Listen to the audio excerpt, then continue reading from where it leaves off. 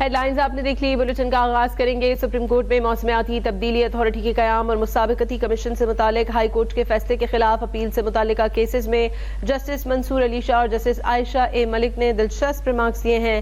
Attorney general کی مصروفیات کی بنا پر عدم پیشی پر جسٹس منصور علی شاہ نے کہا کہ اب تو ساری مصروفیت ختم ہو چکی ہوگی. اب لگتا ہے یہ سوال سپریم کورٹ میں ہر روز اٹھے گا کہ کیس عام بینچ سنے گا یا آئینی بینچ سنے گا. اس پر مزید بات کرتے ہیں نمائندہ اب تک احمد فواد سے.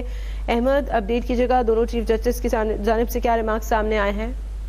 جی بالکل، دیکھیں یہ کیس تھا موسمیاتی تبدیلی اتھارٹی کے قیام سے متعلق، اور اس کیس کی سماعت کے دوران 26ویں آئینی ترمیم سے متعلق جسٹس منصور علی شاہ اور جسٹس عائشہ ملک ان دونوں کی جانب سے دلچسپ ریمارکس دیے گئے.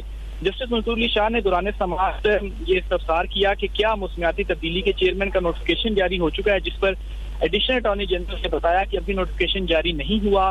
جس پر جسٹس منصور علی شاہ صاحب نے یہ کہا کہ اٹارنی جنرل کہاں پر ہیں، تو جواب دیا گیا کہ اٹارنی جنرل گزشتہ رات مصروف رہے اس لیے نہیں آئے.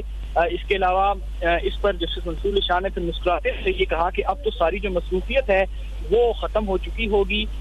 جسٹس منصور علی شاہ نے مزید یہ بھی سوال پوچھا کہ کیا یہ کیس اب آئینی بینچ میں جائے گا یا ہم بھی اس کیس کو سن سکتے ہیں. جسٹس منصور علی شاہ نے مزید یہ بھی کہا کہ اب لگتا ہے کہ یہ سوال سپریم کورٹ میں ہر روز اٹھے گا کہ کیس عام بینچ سنے گا یا آئینی بینچ سنے گا.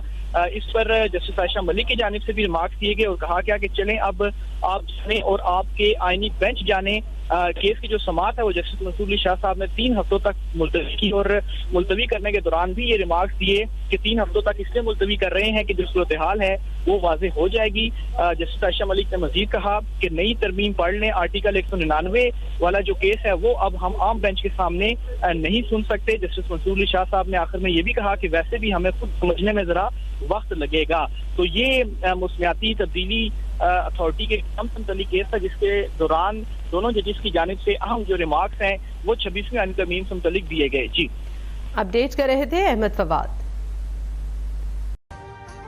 ابھی سبسکرائب کریں تاکہ کوئی خبر رہ نہ جائے.